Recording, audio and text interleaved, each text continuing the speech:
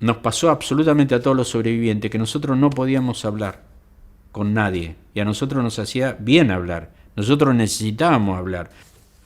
En esos años de la dictadura, digamos, donde estábamos aislados de todo el mundo, nos reuníamos y hablábamos, pero hablábamos entre nosotros desaforadamente y hablábamos incluso utilizando el humor negro, que fue siempre una forma muy usada por nosotros para poder hablar de lo que nos había pasado.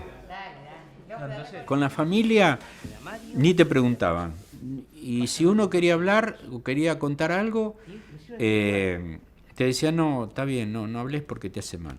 La gente, digamos, no podía soportar el relato que uno podía hacer. No lo soportaba.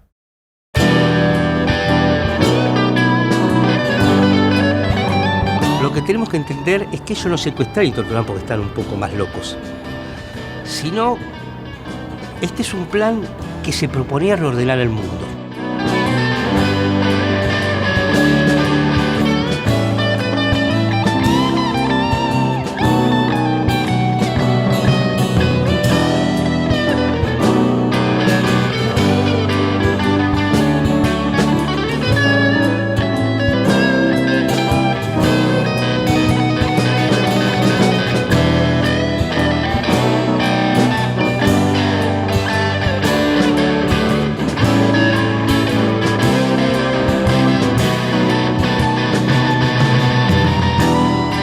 Todo lo que se organizaba en los barrios o en las fábricas para defender sus derechos y construir otra sociedad, había que exterminarlo.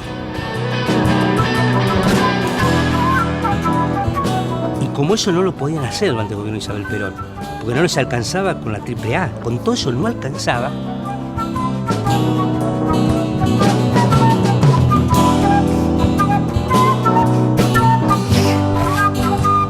deciden dar el golpe de Estado para exterminar todo.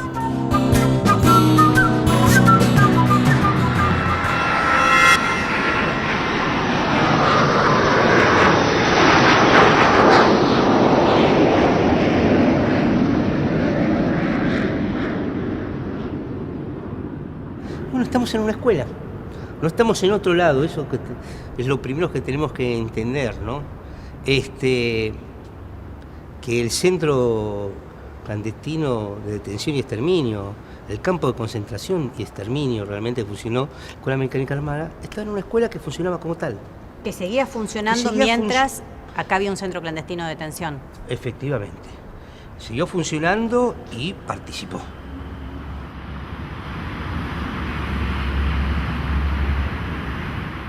El edificio de oficiales, que es en particular donde estaba el alojamiento de los secuestrados, digamos, donde particularmente estaban todos los que fueron secuestrados, constaba de varios sectores, había varios sectores, pero básicamente lo podemos dividir en dos. Uno que es el sótano, que era el lugar de ingreso, por así decir, y después estaba Capucha y Capuchita, un poquito más arriba, ¿no? El sótano era el lugar reservado al tema de los interrogatorios, los cuartos de tortura y demás cuestiones ahí abajo en particular, que era a la vez el paso previo también al traslado, ¿no? O sea, a los detenidos cuando los iban a trasladar, entendiéndose el eufemismo del traslado, que era eliminarlos físicamente, los traían de la parte de Capucha hacia el sótano y era ahí donde le aplicaban las inyecciones de pentonaval.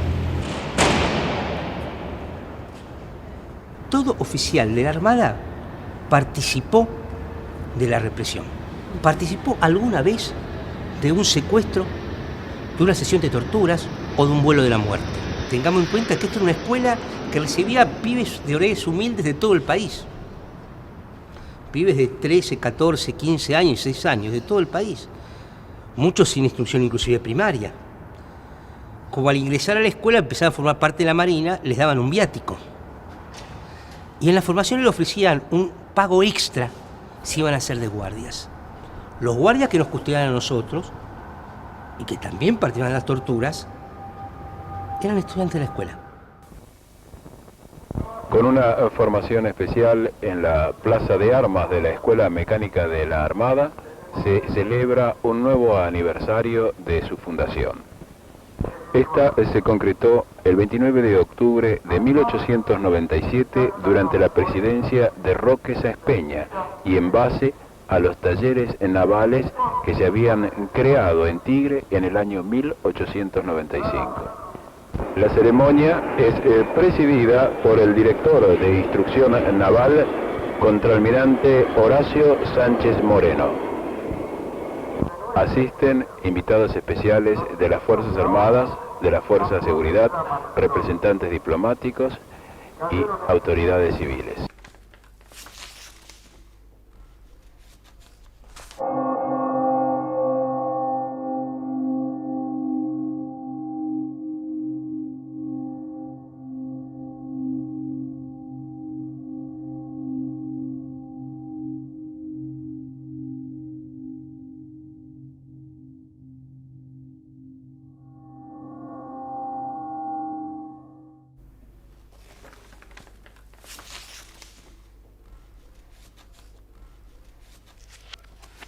Pero lo cierto es de que nuestra condición de detenidos en ese lugar era subhumana, o sea, nos tenían en condiciones aberrantes, podemos decir. Entonces, a mí me tomó varios años, digamos, que me desaparezca la marca de los grilletes. O sea, yo tenía una cadena entre los pies, agarrado con unas roldanas de hierro con unos candados, digamos, que me dejaron marca durante muchísimos años. La marca de las esposas, lo mismo, donde uno tenía que dormir esposado. La capucha, una capucha que habían usado centenares de otros compañeros antes, que jamás había sido lavada. O sea, eso, hay relatos que hablan de capuchas que parecían de papel, digamos, porque en realidad eran de tela. Lo cual demuestra a la vez el plan siniestro, ¿no? O sea, la mentalidad del tipo de logística. Agarrar y confeccionar capuchas para los detenidos. O sea, alguien en una máquina de coser cortando pedazos de tela para darle forma de capucha para los detenidos. O sea, una dimensión, digamos, que cuando uno empieza a tomar conciencia y noción, digamos, de cada uno de esos pequeños aspectos, se da cuenta de que hubo una planificación hasta el último detalle.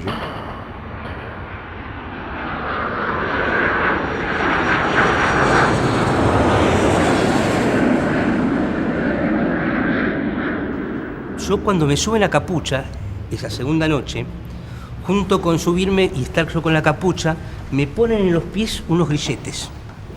O sea, como los esclavos que le ponían 2 aros de cada pie y una cadena en el medio uniéndolos. Acá en la Escuela Mecánica de la Armada, en el Casino Oficiales, lo vas a ver. Los grilletes de los secuestrados fueron lentamente rompiendo los escalones del mármol.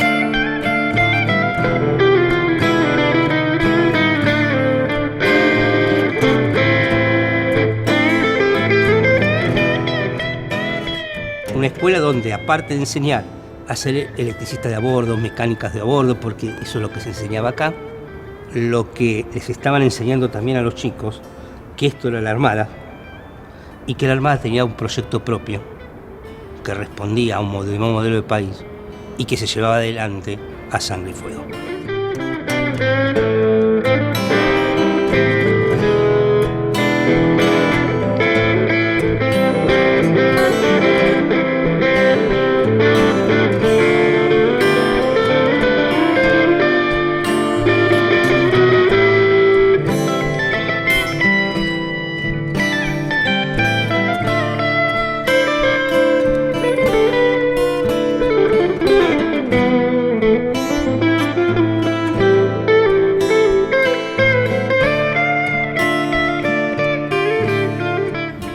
condición de fotocromista, me hacen una serie de preguntas acerca si tenía la capacidad de falsificar determinada cosa, digamos, que en este caso en particular era la contratapa del pasaporte uruguayo. Y yo les decía que no. Yo me negué a decirles nada, digamos, o sea, entonces les decía que no.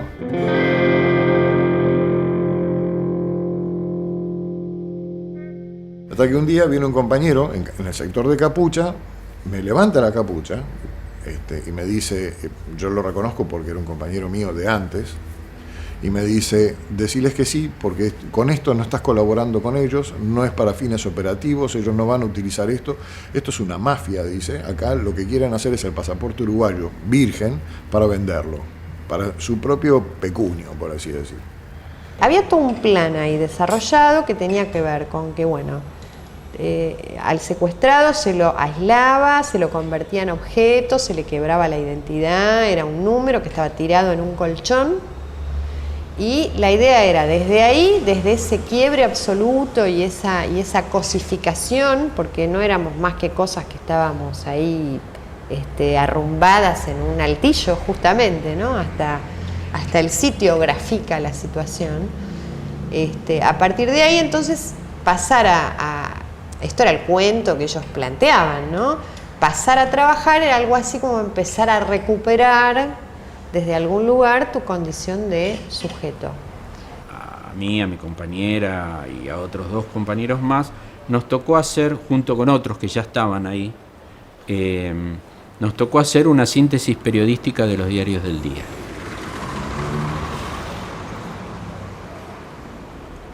Recibíamos los diarios a las 2, 3 de la mañana, todos los diarios de la capital federal de Buenos Aires, y teníamos que hacer una síntesis periodística de los temas del día, tema por tema. ¿A quién iba destinado este trabajo que ustedes hacían? Esto se hacía, se pasaba a máquina y después se fotocopiaba, y eso iba destinado a las oficinas públicas que estaban relacionadas con la Armada.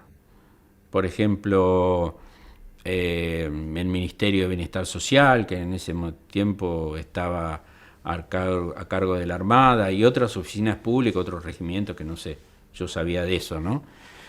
El trabajo esclavo era toda esta tarea que además ellos sí concretamente necesitaban, que era la falsificación de documentos. Bueno, se llegó a falsificar moneda dentro de la ESMA para desestabilizar países, que no es poca cosa, ¿no? Bueno, ahí nos pusieron, por lo menos en lo que fue mi caso, el del ruso, a los 3 meses y pico de estar en esta situación de cosa, nos bajaron a la parte de documentación, y en esa época los procesos de impresión eran muy distintos de lo que son hoy, por lo tanto se trabajaba se ampliaban los fondos de seguridad de las cédulas, se retocaban, se volvían a achicar, se imprimían, bueno, todo un largo proceso del cual yo en mi vida había falsificado un documento. Y sí, en todos los campos de concentración hubo trabajo esclavo, en todos.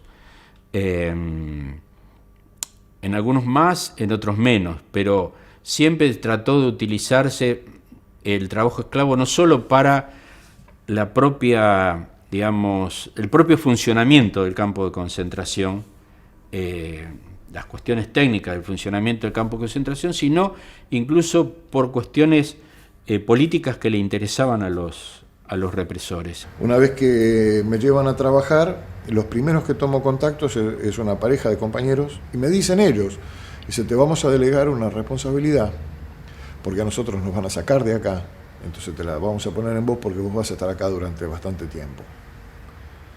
Y esa responsabilidad, dice, es la de tratar de salvar la mayor cantidad de compañeros posible. A mí primero me bajaron al sótano con los compañeros que falsificaban documentos para que encuadernaran libros. ¿Te imaginás que yo encuadernar libros? En mi vida encuaderné un libro, pero creo que al segundo día ya era el mejor encuadernador de este mundo. Con tal de no volver a capucha, aprendí a encuadernar libros en 24 horas. Y entonces había una imprenta, que no era una imprenta, era un mimeógrafo, digamos. Bueno, pero yo decía, fulano sabe manejar mimeógrafo. Que aunque no supiera, le daba una instrucción rápida en 5 minutos y era el mejor mimeografista del mundo.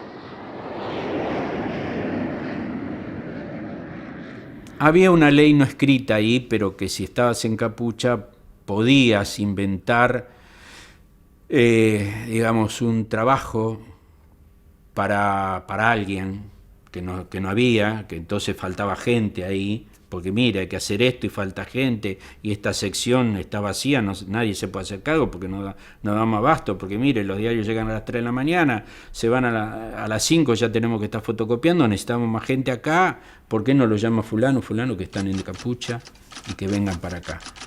Carnaza, Roberto Barreiro, reparaba máquinas de escribir, entonces lo tenían girando por toda la ESMA, reparando máquinas de escribir. Y no estaba bien, precisamente ahí en Pecera. O sea que estabas como una pecera porque por el medio del pasillo pasaban los oficiales y observaban lo que estabas haciendo. Y estando ahí un día lo veo a Febres, al prefecto Al Gordo Selva. Al Gordo Selva, al Gordo Daniel, al prefecto que sus propios compañeros lo mataron de cianuro para que no hablara. Él era el responsable del sector donde estaban los compañeros secuestrados en la parte de documentación y de las salas de torturas, etc. Y voy y le digo, hay un problema con Carnaza. Me dice, ¿cuál es el problema? No, mira, Carnaza está medio día acá arriba, medio día abajo en el sótano, y realmente, finalmente no hace nada, porque está medio día en cada lado, no termina haciendo nada, ninguna de las tareas que se le encomienda. ¿Por qué no lo tenés definitivamente abajo en 4? Y ya está. Me dice, y las máquinas de acá te las mando a 4. Yo diciéndole eso, un secuestrado, al secuestrador. Entonces lo que pudimos lograr con algunos compañeros fue justamente eso, intercambiar, o sea, mandar uno de nuestro sector a Pecera, que se la podía bancar, y aquel que ya venía destruido, que no aguantaba más, agarraba y lo traíamos abajo y lo podíamos por lo menos recuperar. Ahí entendí que entre ellos había competencia. Empecé a entender, había competencias. ¿Sabés cuál era la competencia? ¿Quién tenía más preso? Más chupado, más secuestrado. Pero éramos como sus esclavos para ellos. Y eso le daba poder. Y eso les daba poder.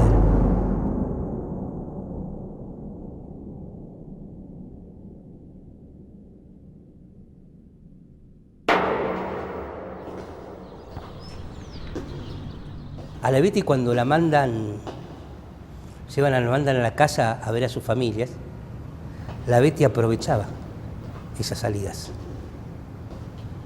para avisarle a los organismos de derechos humanos quiénes habían sido secuestrados.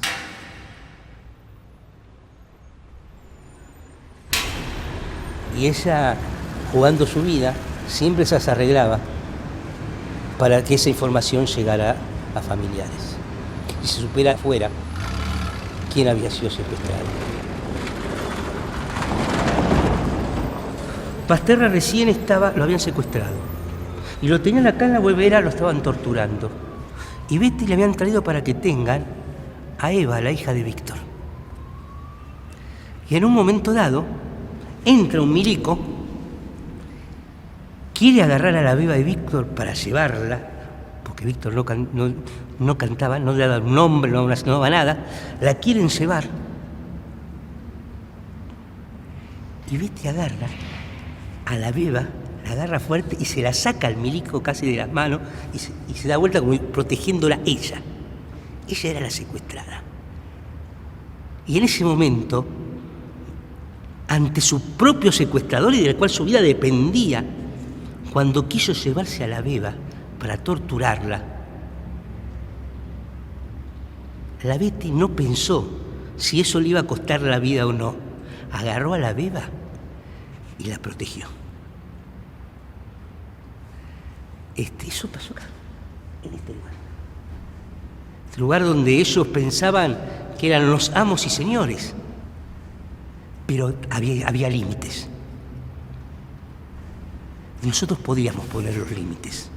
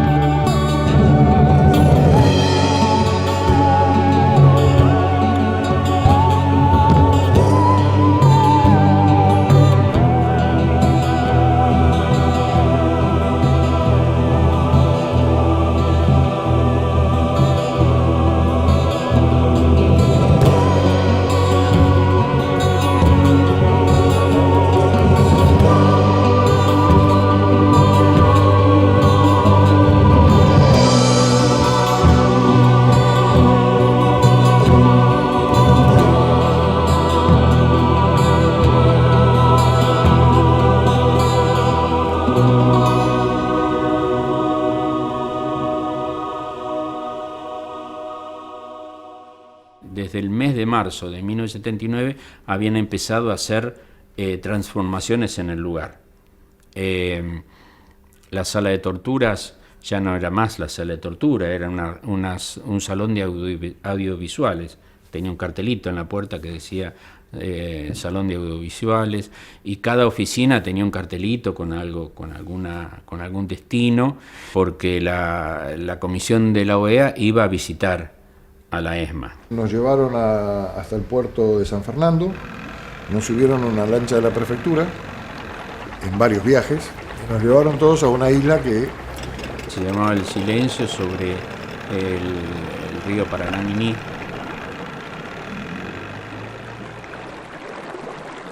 La isla, que tiene una relación con la Iglesia Católica, con la jerarquía de la Iglesia Católica, constaba de 2 o 3 casas. Yo no lo pude ver bien por las condiciones que estaba, pero nosotros estábamos en esas casas típicas del Tigre, que son elevadas y abajo están sostenidas sobre pilotes de madera. Bueno, esa, la parte de abajo, la parte donde están los pilotes, la habían cerrado,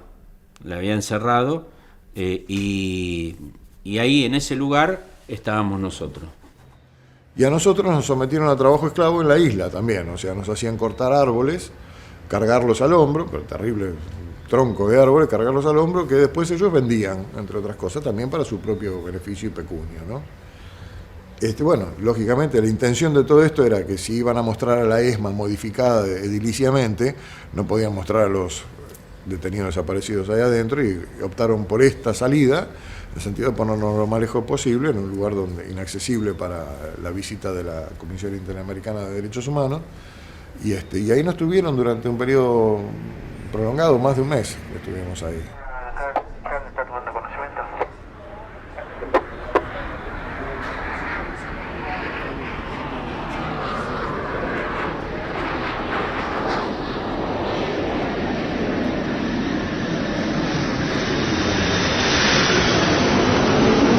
En abril del 79 fue el paro que hacen los 25, el primer paro que se llamaba a nivel nacional. Hasta ese momento había habido paros individuales de algunas fábricas, no algunas, muchas, o de sabotaje, paros de gremios llegó a haber.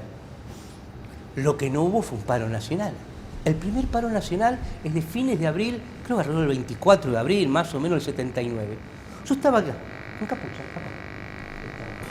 Así que en la información estaremos... Y me acuerdo que el guardia estaba acá con la radio y lo volvíamos loco al guardia ese día, porque le pedíamos que cambie la radio a los noticieros. Queríamos estar todo el día para escuchar el noticiero. ¿Por qué? Los noticieros, ¿qué decían? O los comentarios que eran, imagínatelo, a ese Antonio Carrizo decía, no paró nadie, solo pararon 10.000 personas en todo el país. Nosotros sabíamos que pararon 10.000 personas y nos tocábamos que estábamos tocando, nos parecía el cielo con las manos. Que haya estado un paro nacional, aunque sea por un sector del sindicalismo nada más, que hayan parado lo que haya parado, le daba el sentido a que nosotros estuviéramos resistiendo.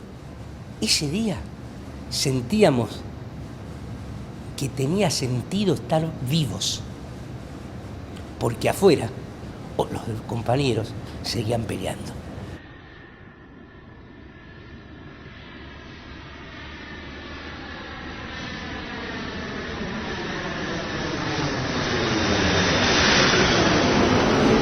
Yo recuerdo claramente, porque también dentro de mi oficio de fotógrafo pasaba unas proyecciones de diapositivas, que habían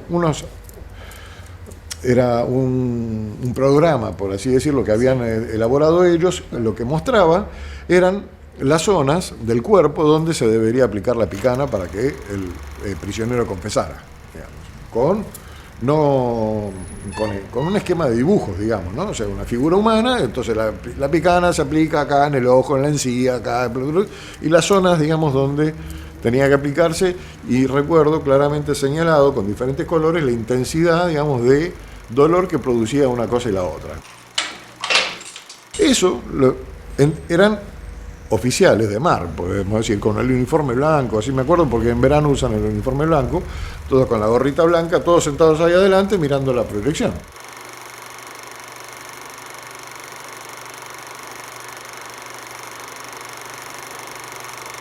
Eso decían que algunos éramos recuperables, término que nunca terminamos de entender qué significaba. Pero en concreto decían que nos podían recuperar para la sociedad. Y entonces nos iban a dar tareas para hacer. Nosotros decíamos, obviamente entre nosotros, que si lo que vos te daban a hacer no significaba que caiga un compañero, hacelo, si no podía significar salir con vida, finalmente. El límite era ese. Al ruso y a mí nos llevan al sector de inteligencia.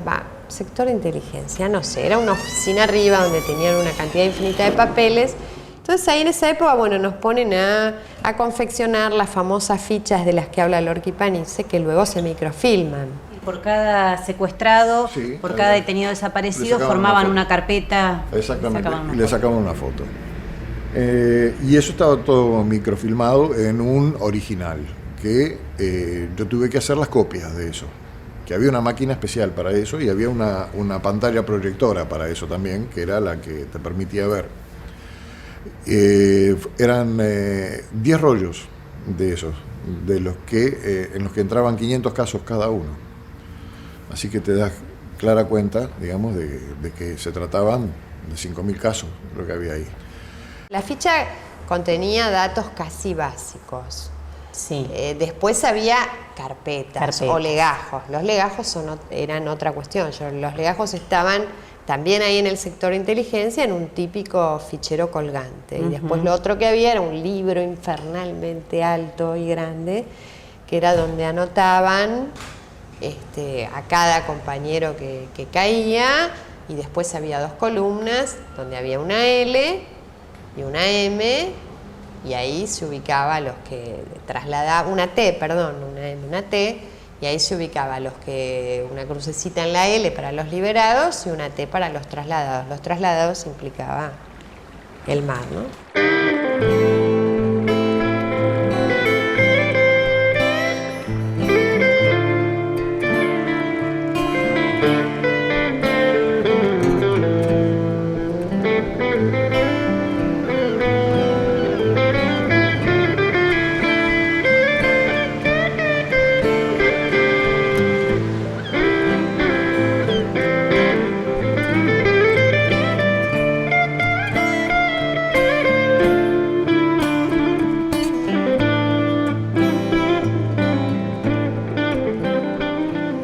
Y había un grupo de fichas que, si no me falla la memoria, le decían la ficha 1000, que eran los blancos, que eran los casos 1000, que eran los blancos, la gente que ellos no habían todavía podido secuestrar y que tenían algún dato.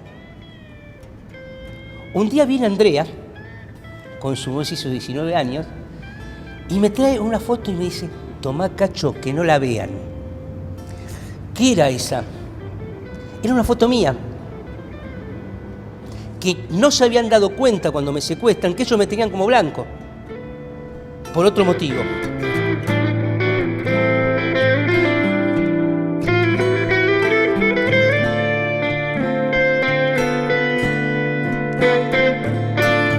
Nosotros ya en esa época teníamos un régimen en el cual los días viernes nos llevaban a casa, a la casa de mi madre, y nos iban a buscar el domingo. Y era invierno, bueno, yo tenía puestas unas botas, se usaban en esa época las polleras larguitas y unas botas que eran muy anchas, eran medio caídas, pero muy anchas.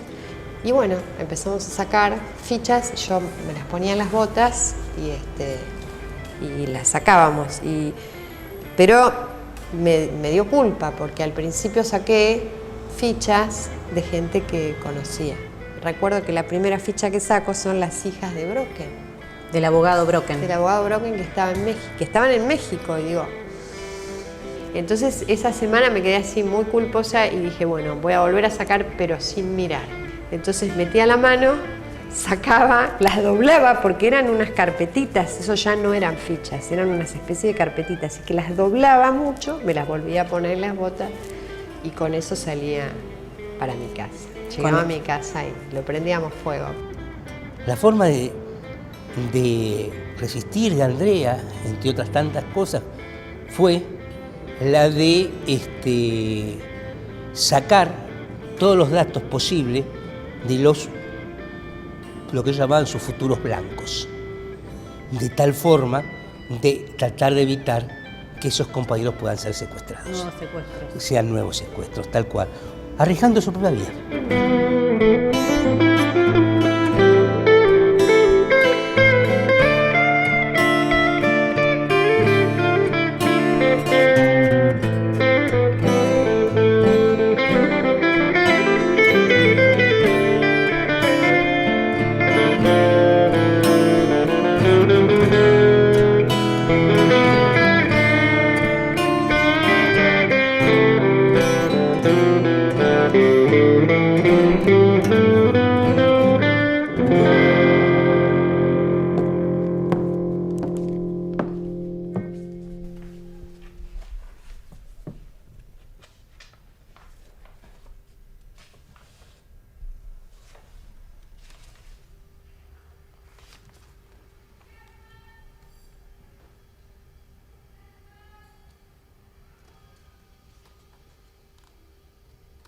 Hay compañeros que fueron torturados, todos fuimos torturados brutalmente, algunos pudieron resistir la tortura, engañar a los represores, no hablar, no brindar información. Hay otros compañeros que fueron brutalmente torturados y que no pudieron resistir, se quebraron en ese momento en el sentido de que tuvieron que dar alguna información que los represores necesitaban. Pero que después de dar esa información, después de que se le haya sacado ese dato, que los represores, digamos que se pudieron reconstruir humanamente, ahí mismo dentro del campo de concentración, y que salvo eso no siguieron teniendo una conducta digna dentro del campo de concentración.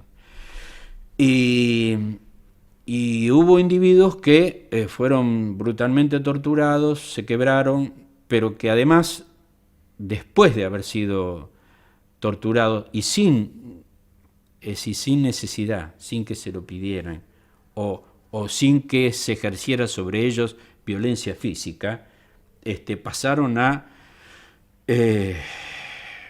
colaborar con los represores. Si uno no hubiese tenido una actitud de cierta resistencia, un intentar no negociar, toda esa cuestión, ¿cómo vivís para adelante? Siempre es una pregunta que me hago, ¿no? ¿Cómo sería mi vida si yo en el centro clandestino hubiese tenido una actitud de colaboración, de pasarme del otro lado? La verdad que esta es una pregunta que me hago, sí. que es compleja, ¿no? Digo, ¿cómo es la cabeza de alguien que se pasó de bando, ¿no?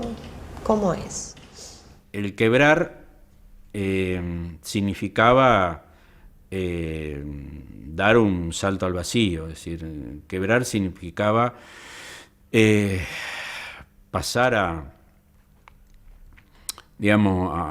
colaborar con estos individuos. Y que hubo casos que ocurrieron, existieron, tanto en la ESMA como en tantos otros lugares, ¿no? Esa es una realidad que existió, pero esa es la brutalidad represiva, digamos, de esta gente que permitió que produjo estas cosas. La razón por la cual algunos sobrevivimos y otros no está en nuestro entendimiento, es decir, la explicación la tienen los represores. Puede decirse que estos procedimientos clandestinos pueden ser vistos como verdaderos juicios. Se procedía a la identificación de personas, se las arrestaba, se las conducía a un lugar de detención, se las interrogaba generalmente mediante la imposición de tormentos, se evaluaban sus dichos, se confrontaban las declaraciones con las de otras personas en la misma situación y finalmente se producía una decisión, sentencia, que podía consistir en la libertad de la persona, en su eliminación física o en la derivación a un centro de detención previsto por el sistema legalizado. Ellos por un lado querían ocultar todo lo que ocurría, pero por otro lado necesitaban de que lo que estaba ocurriendo se supiese para aterrorizar al resto de la población. Y a las generaciones futuras. Y a las generaciones futuras, ¿no? Y ese fue nuestro doble rol como sobrevivientes apenas rompimos el contacto con ellos. O sea, la necesidad de contar lo que ahí había ocurrido, de dar testimonio de lo que ahí había pasado, de comunicarnos por lo menos con los familiares de los compañeros que habían estado con nosotros, que estaban desaparecidos, a sabiendas de que lo que estábamos haciendo era desparramar el terror. Pero era ineludible una cosa sin la otra, digamos, ¿no? Que recién hoy, digamos, eso se está revirtiendo en el sentido de que nuestro testimonio es el único que permite meter a los milicos en cana. Sí, muchas gracias. Queríamos consultarle nuestra querella el porqué de los imputados que se retiran sin esposas. Desde la primera audiencia vimos que llegaban con esposas, pero vemos que audiencia tras audiencia se van, como decirlo, liberando las condiciones que rigen para ellos. Si hay alguna explicación de que se les haya otorgado este beneficio.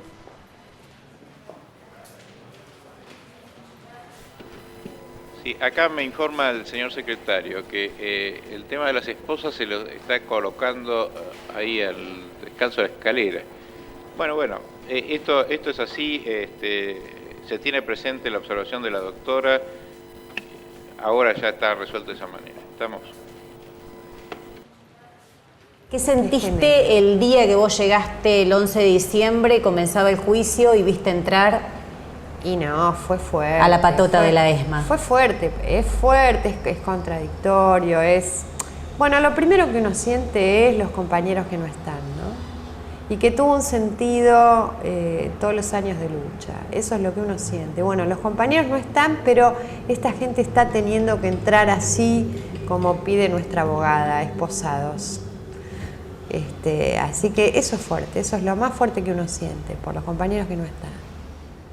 Porque era necesario para la dictadura que se conociera el horror que ahí se vivía ahí adentro. ¿Por qué? Porque eso generaba miedo. Eso genera miedo hacia el resto de la sociedad. Y si no hay sobrevivientes, entonces ese miedo no sale para afuera, ese horror no sale para afuera porque no hay quien lo cuente. Los únicos que lo podemos contar somos nosotros. Al mismo tiempo, el ser sobreviviente nos trajo como consecuencia la desconfianza hacia nosotros mismos. Es decir, de la misma forma que se dijo, por algo habrán desaparecido, se acuñaba esa frase, claro, también se acuñó, por algo estarán vivos. Entonces, ese es todo un juego macabro que pretendieron que nosotros jugáramos. Ese rol que ellos no previeron en aquel momento, suponiendo de que esta situación que hoy se atraviesa, de que haya juicios donde ellos están yendo sometidos a la justicia, bueno, en definitiva la historia permitió que se dé, ¿no? Pasaron lamentablemente 30 años, digamos, entre una cosa y la otra, pero bueno, es lo que hace válido incluso el hecho de haber sobrevivido, porque de eso en definitiva se trata. Por suerte, muchos de nosotros, digamos, nos resistimos a ese juego macabro. Ese juego macabro hubiera sido si nosotros hubiéramos dicho solamente, miren, la pasamos muy mal, nos pasó esto, nos pasó el otro, eran terribles, con ellos no se puede. Mejor no meterse con ellos. Mejor no meterse con ellos porque no se puede, porque miren lo terrible que hicieron, los horrores que vivimos, los horrores que son capaces de hacer. Si hubiéramos dicho solo eso, hubiéramos jugado el rol que ellos querían que jugáramos. Nosotros me parece que transformamos nuestro testimonio en acusación. En otra intensa jornada que se sigue por el juicio de los crímenes de lesa humanidad ocurridos en la Escuela de Mecánica de la Armada, el tribunal, desde horas muy tempranas, dio lectura de los cargos acusatorios contra los integrantes de las Fuerzas Armadas durante la última dictadura militar. En la ocasión, declaró Jorge El Tigre Acosta, siendo uno de los principales imputados. Esas víctimas fatales de los desencuentros violentos que tuvimos los argentinos, con consecuencias que llegan quizá hasta hoy, me parece injusto, justo, no lo juzgo. Las órdenes son para cumplirlas. O por lo menos, señor presidente, eso era lo que nos enseñaron a los suboficiales y oficiales. Por su parte, el Tigre Acosta negó todos los cargos que se le imputaran en el tribunal. Acosta ha negado todos los cargos, dijo soy responsable de todo, pero a la hora de hablar de caso por caso negó absolutamente toda su responsabilidad. Señor presidente, estoy condenado. Por eso estoy declarando. ¿Qué pasa con mis oficiales? Yo soy absolutamente responsable militarmente de toda orden que les haya impartido. Y si no cumplía, le aplicaba el Código de Justicia Militar para tiempo de guerra. Más tarde, cuando el tribunal consideró que el ex represor Jorge Tigre Acosta había incurrido en varias contradicciones, se resolvió el pase a cuarto intermedio para las aclaratorias. Ha ido cambiando el periodo que denuncia como que estuvo en la ESMA, entonces finalmente se le leyó las declaraciones anteriores y bueno, no quiso aclarar en qué periodo efectivamente sí había estado en el grupo de tarea. Por ser la causa ESMA considerada la gran causa madre que engloba a todas las restantes, serán más de 230 testigos los que desfilarán frente al tribunal. Resulta que el primer acto de resistencia que uno lleva a cabo en ese lugar es el de la memoria, el de registrar. Las caras, en caso de ser posible, los nombres, en caso de ser posible, los apodos, la forma de caminar, qué sé yo, alguna cuestión de los represores, me refiero, que permite identificar. Y con respecto a los compañeros que pasaron por el lugar, lo mismo, las mismas características. Han habido casos que hemos podido identificar a una compañera porque en esa oportunidad tenía un pullover rojo. Entonces la familia se acuerda de que ese día la chica había salido con el pullover rojo y a partir de eso supimos quién es. Vos te das cuenta de que los juicios que hoy en día se están llevando, todos estos tipos, a pesar de lo emblemático y lo mal que está todo llevado adelante, se sostiene, como decía Andrea, en función del testimonio del sobreviviente. Este juicio de la ESMA que estamos atravesando es solo una pequeña parte de lo que tendría que ser un verdadero juicio a todos los genocidas de la ESMA, ¿no? Es decir, solo están juzgando en este juicio una pequeña parte de los torturadores. Tenemos que aclarar que nosotros tenemos con nombre y apellido y con testimonio unos 300 represores de la ESMA, ¿no? Y compañeros desaparecidos con nombre y apellido 3 veces más de lo que se está tomando en este juicio. Entonces,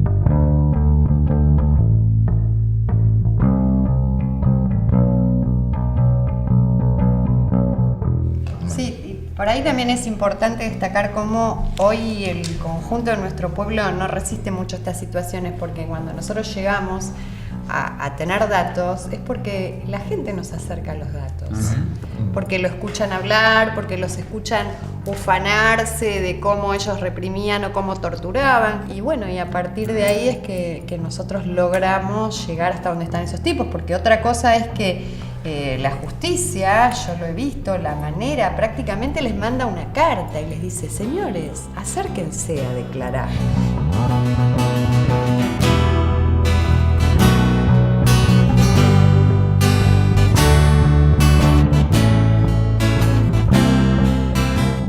Y por estos acuerdos que hay con la Marina, en la medida que van siendo descubiertos, tienen que ir, presentarse y declarar, tienen como que ellos hacerse cargo, digamos, ¿no? Y es a la vez recriminado por los tipos que están siendo sometidos a juicio hoy en día, como diciendo la Marina nos abandona. Porque seguramente en el contrato preliminar de esta situación no estaba este ítem como punto B o C. Digamos, si el enemigo te identifica el día de mañana, dentro de 30 años, cuando haya juicio, jodete. No era así. El pacto de sangre era otro. Entonces hoy también es cierto esto de que la identificación, ese acto primario de resistencia del que yo hablo en aquel entonces, es el que hoy permite incluso variar el pacto de sangre, ese compromiso que había entre ellos, en el sentido de que acá nos defendemos a rajatabla todos, porque todos tenemos las manos manchadas de sangre en esta cuestión.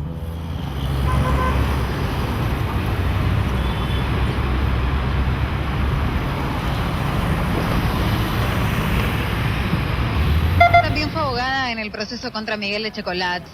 Tenemos el antecedente de Jorge Julio López. Ha habido amenazas también a algunos de los testigos de este proceso. ¿Ha pedido protección? No, la protección que pedimos es que estén presos, porque muchos de estos genocidas que van a ser juzgados hoy están en libertad, están con domiciliaria, otros cuentan con, ciertos beneficios que siempre logran conseguir en las cárceles. Nosotros creemos que es esto lo que conspira contra la seguridad de los testigos, es la libertad y la impunidad que tienen. Imagínense que esta gente estuvo libre por más de 20 años trabajando en agencias de seguridad y muchos de ellos en las propias fuerzas represivas. ¿Cuál es la expectativa después de tantos años, Miriam? Bueno, nosotros tenemos desde Justicia Allá, siempre hemos pedido que se los condene por genocidio. En este caso creo que se aplica más que nunca, ¿no? Porque Rodolfo Walsh mismo en su carta abierta en 1977 ya habló de la magnitud genocida del plan que la dictadura estaba llevando adelante. Ahora, tantos años después, vamos a pedir nuevamente que se condene a sus captores por ese delito, por el delito de genocidio. Un delito que incluyó a responsables civiles, como en el día de ayer que logramos que después de mucho tiempo denunciarlo fuera indagado Aleman en esta misma causa, en la causa Esman, aquel que fue ministro de Economía de la dictadura. Para nosotros hay una unidad entre aquellos que prestaron su colaboración civil y estos militares que hoy van a empezar a ser juzgados. Creo que estamos avanzando, que se está avanzando en ese sentido, ¿no? Digamos que hay como un permiso, digamos, en el conjunto de la sociedad, digamos, de empezar a hablar seriamente del tema de los civiles. Es decir, que se lo haya podido acusar o abrir una causa a Martínez de Oz, que estemos hablando de Aleman en la ESMA, de Smart, que está enjuiciado en la provincia de Buenos Aires, en La Plata. Me parece que son pequeños avances que van abriendo, son brechas que se van abriendo y que nos van a ir permitiendo seguir acusando, claro, a los funcionarios, no solamente a los grandes patrones oligarcas y de la Unión Industrial, digamos, que fueron los ideólogos y los beneficiarios. Allá hay una declaración de Martínez de Oz que dice que en septiembre de 75 ella tenía armado, digamos, el plan económico para el golpe de Estado, ¿no? Tenemos que ver cuáles eran los funcionarios de la dictadura, quiénes eran los grandes empresarios de la época de la dictadura que se beneficiaron con el plan económico y que son los que lo impulsaron, sin ninguna duda, ¿no? Y no solamente eso, sino los acuerdos políticos o de interés que existen entre los sucesivos gobiernos que hubieron después de la dictadura hasta el día de hoy, que permitieron de que el desbalance político de determinada circunstancia o de determinada coyuntura política en el país, hacen que mágicamente, de golpe, hoy Ernestina Herrera de Noble, que es un secreto a voces durante muchísimos años, que tiene 2 pibes apropiados, a hoy, como se tira contra el gobierno, resulta que empieza a ser interesante e importante esta cuestión. O el de la jueza Sarmiento, digamos, que como le agarró y le votó en contra, pero vos tenés, viste, cuando el Estado quiere, ¿cómo investiga? El padre represor. Claro, como cuando el Estado quiere, investiga. O que Juanjo Álvarez era parte de la CIDE en la dictadura cuando se peleó con los Kirchner. Exactamente. Y así sucesivamente. Tomando el té con Arindegui. Claro. Y esas son sucesivas responsabilidades compartidas. Cuando uno habla de la responsabilidad de los civiles en el golpe no se terminó en el 83, se tuvo una continuidad de impunidad durante todos estos años que sigue hasta el día de hoy, donde apenas en algunos casos se está haciendo justicia. Que la sociedad consienta, digamos, los juicios, que avale los juicios, yo creo que no son cosas que nos lo regalaron digamos, así porque sí. Es producto de la lucha nuestra, de la lucha de los familiares, de las madres, las abuelas, del conjunto de los organismos de derechos humanos y de un sector, digamos, del pueblo que nos acompañó en todos estos años, digamos, si se anularon las leyes de impunidad, de obediencia de vida y punto final, eso es producto de nuestra lucha.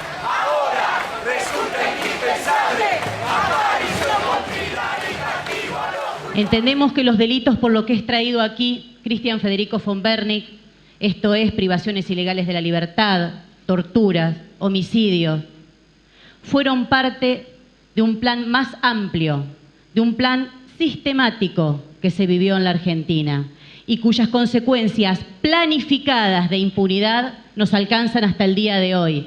Y tienen como resultado no solo las amenazas que hemos sufrido testigos, abogados, jueces, sino la desaparición de nuestro compañero Jorge Julio López, cuya causa continúa impune y él desaparecido.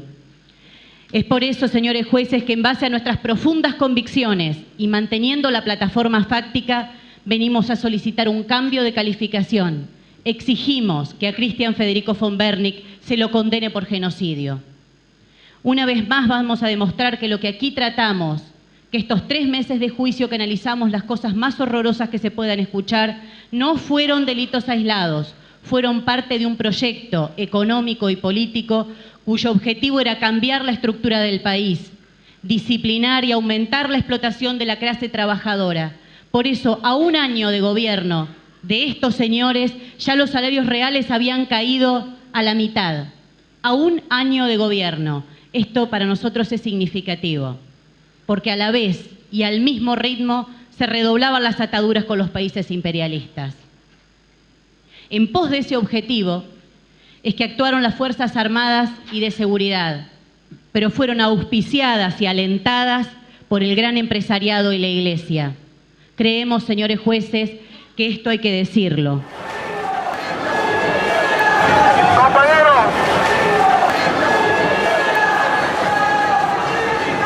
Comparto lo que dice el sueco, ese primer registro que está vinculado al hecho de poder memorizar tiene que ver con la resistencia, pero a nosotros, que lo vivimos adentro de los centros clandestinos, que éramos militantes políticos, nos costó reasumirnos, o sea, nos costó todo un proceso de vincularnos, de juntarnos, de hablar con el otro para recomponernos y poder retomar nuestra militancia anterior, de alguna manera registrarla, porque un suceso tan impactante, tan fuerte como fue toda esa represión, tan tremenda, tan asesina, o sea, poder ponerle los adjetivos que se te ocurran, tuvo un objetivo bien concreto. El objetivo fue destruir una sociedad, destruir todos sus lazos, todas sus posibilidades, transformarla completamente. Ese es el objetivo central. Y bueno, lo que tenemos hoy, 30 años después, son esos alcances. Lo que hemos ido viviendo es todo ese efecto que provocó el genocidio. Compañeros, los que están acá adelante, necesitamos que se abran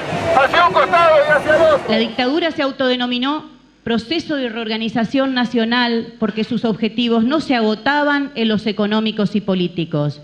Perseguía un quiebre y una reconstrucción de todas las relaciones, de la moral, de la ideología, de la familia.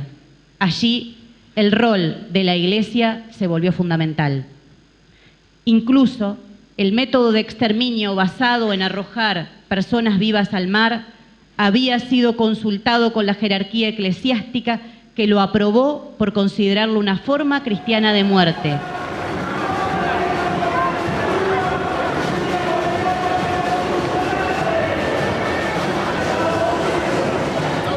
Entonces, señores jueces, subversivo era aquel que desafiaba la occidentalidad cristiana. En la Argentina no hubo una represión indiscriminada, sino discriminada. El aniquilamiento no fue casual ni irracional. Se trató de la destrucción sistemática de una parte sustancial de un grupo nacional que había desarrollado determinadas formas de organización y de participación. Terminar, cortar con esa participación, con esa organización, fueron uno de los objetivos a más largo plazo que se propuso la dictadura y que hasta el día de hoy padecemos. al sueño, podemos decir, que tuvo cada uno en aquel momento dentro de su afán de resistencia, que pasaba incluso por el ansia de fugarse de ese lugar, ¿no es cierto? Que es lo que cualquier prisionero aspira a hacer. Pensabas en primer momento. Lo que pensabas en primer momento era cómo salir de acá, ¿no es cierto? Bueno, si voy a salir de acá, además, ¿en qué condiciones voy a salir de acá? Y eso hoy nos permite a nosotros llevar estos juicios adelante y darnos cuenta que aquel sueño, digamos, que era loco en aquel entonces, de salir de acá, del infierno, como carajo, bueno, no solamente salir, sino llevarse todo lo que uno puede, provocarle el mayor daño posible adentro, salir y provocarle el mayor daño posible a lo largo de la historia que se produce en el día de hoy, por lo menos con estos que están acá. Y no, lógicamente que no nos vamos a quedar con esto, porque, o sea, si tuvimos ese compromiso en aquel entonces y hoy tenemos identificado a 300 represores, nadie nos engaña con que con 59 nos vamos a conformar. Nadie nos para con eso. Habrán algunos que dirán, no, después de esto, reconciliación, borrón, cuenta nueva, ya están los jetones, Acosta, Asti, ¿qué más querés? No, quiero al hijo de puta que agarraba y me pateaba la cabeza cuando yo estaba en capucha, o a los demás, no a mí. El que nos pateaba la cabeza por diversión, simplemente. Ese también.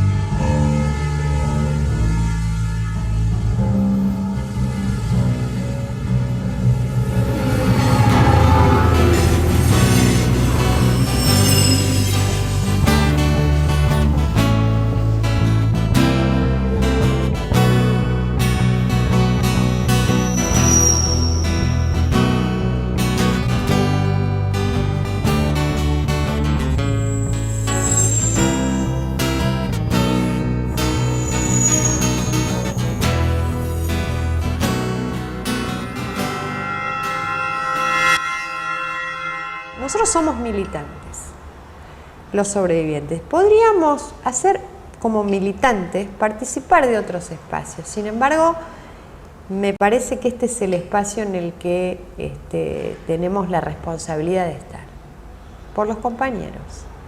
Entonces, para estar en otros espacios lo que tenemos que hacer es duplicar nuestros esfuerzos. De este espacio es un espacio del que estamos signados, del que es difícil desentenderse, porque está esta responsabilidad con los compañeros. A mí lo que sentí cuando los vi entrar esposados es, bueno, la peleamos, resistimos, luchamos, y esto es por los compañeros que no están. Punto. Eso es lo que sentí. No es personal, pero es por los compañeros que no están.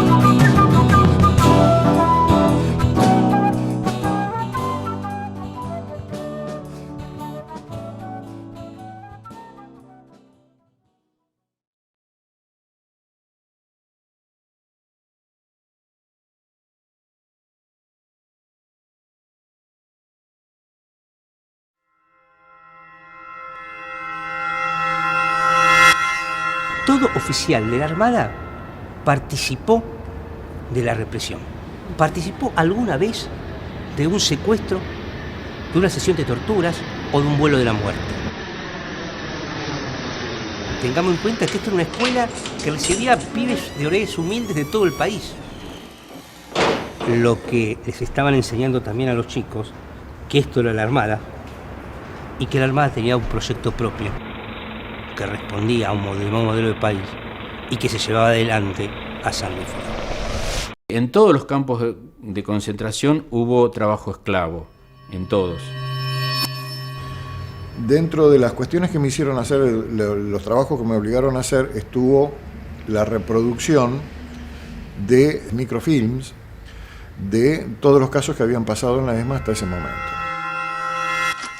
Eran 10 rollos de esos, de los que, en los que entraban 500 casos cada uno. Así que te das clara cuenta, digamos, de que se trataban de 5.000 casos, lo que había ahí.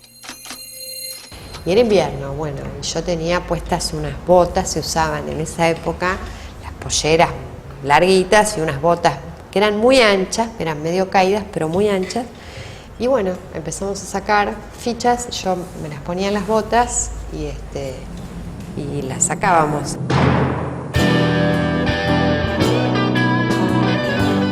Ellos por un lado querían ocultar todo lo que ocurría, pero por otro lado necesitaban de que lo que estaba ocurriendo se supiese para aterrorizar al resto de la población. Si hubiéramos dicho solo eso, no hubiéramos jugado el rol que ellos querían que jugáramos. Nosotros me parece que transformamos nuestro testimonio en acusación.